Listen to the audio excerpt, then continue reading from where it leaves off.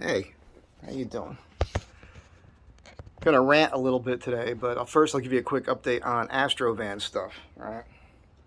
Uh, mm, I got 5 wheels exactly like the ones I have on my van. I don't know, a couple months ago from a guy. I went to buy them and he liked me, so he just gave them to me for free.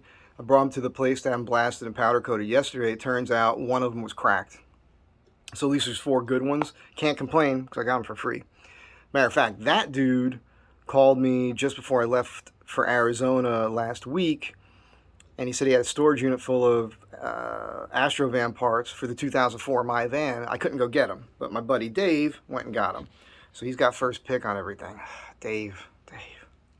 I owe you, Dave. Hook my ass up. So I'm doing the wheels, and I'm getting the 235/85 R16s, and I am re-gearing the van. I just talked to my guy that's close to me. Turns out when he has a gearing job, he actually sends it to the place I was going to go to in the first place. So I'm going to need a ride over to Sun Valley to pick up the van when it's done. Anyhow, got a call, start with text messages yesterday from a gal that I went out with 12 years ago. Strikingly attractive, beautiful, blonde hair, blue eyes, all that. But she's not that this is a thing. It matters. It's not trying to be mean spirited, but she's been fat since I've known her. Doesn't matter. It's not a judgment call. I'm not fat shaming anybody, but it plays into the whole thing because she's in denial about it, and that's not what the video is about. But it's part of her personality thing that will come into play here. So the thing about her is, and that's just it's one of those objective observations. It's not a judgment. You can see if somebody's fat and you could say that's a fat person. There's nothing wrong with that. If you're fat, you're offended. Sorry. But if it bothers you, then do something about it. Because she happens to be one of those people who would talk about doing things about it, but then never do it. And when I heard from her, I was excited because I wanted to see her again. It's been a long time since I've seen her. But then she reminded me of her personality. So now I have I'll give you an example of what she does in the past and exactly what she did now. She wants to micromanage everybody else's life. She's one of those people who leans this way. You know what I'm saying? Thinks she's right about everything and never will admit when she's been wrong. And so those sorts of things are an issue. But I tend to be the type of person who I don't dwell on the negative with people. I tend to only, when I think about them, I always want to think about the positive things. So as time goes by, I just remember that. So when I hear from them again, I'm still not fixated on maybe the things that annoyed me about them. So I've forgotten about those things. I'm more excited to catch up, see what's going on in your life. I'm hoping that you're doing better. Case in point, I got a friend from high school. The guy was a total jerk off to me in high school. Total.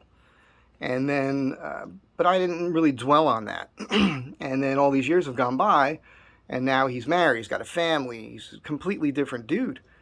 And so I don't dwell on the old stuff. I tell some of the old stories because they led to another incident where I had to drop him one time. But we're all past that. He's apologized, I apologized for dropping him, and now we're pals. That's how it is. People can change, believe it or not. People always want to say people don't change.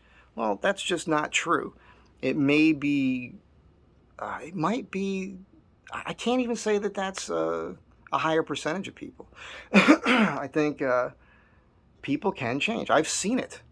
I think I've changed a lot. I think I was a more bitter, angry person when I was younger. Real quick to snap to judgment and wanting to hit somebody or whatever.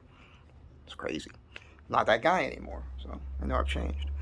But anyhow, she called me about a project, and the story went from we got a bid, it was like $1,000, and I know you do a good job, and blah blah blah. And I'm thinking, okay, what is it? She told me what it was. She sent me some pictures. I'm like, well, I have to go look at it.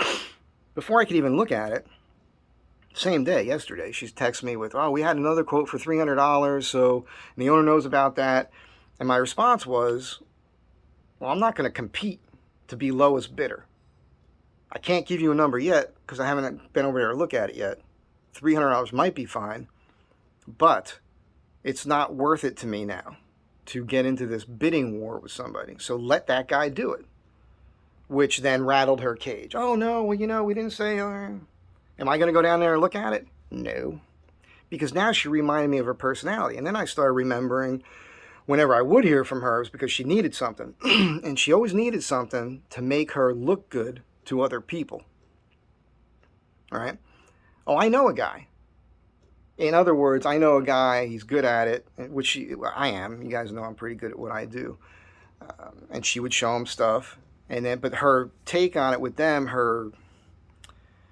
she's trying to let them know that she can get me to give them a deal. And she always says, every single time, she's not the only one who says this, hey, this is pretty good money, and, if you do them right this time, it's going to lead to other stuff.